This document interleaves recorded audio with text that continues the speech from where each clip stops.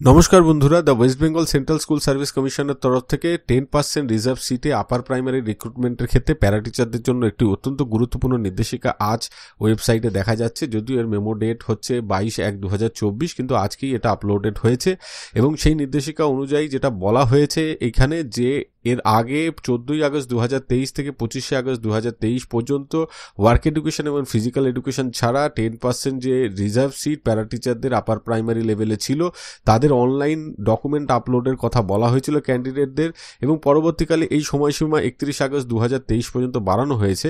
কিন্তু document verification করতে গিয়ে এসএসসির তরফ থেকে যেটা দেখা হয়েছে বা দেখা গেছে যে অনেকেই এই ক্রিডেনশিয়ালগুলো আপলোড করতে পারেনি ওই নির্দিষ্ট সময়ের মধ্যে।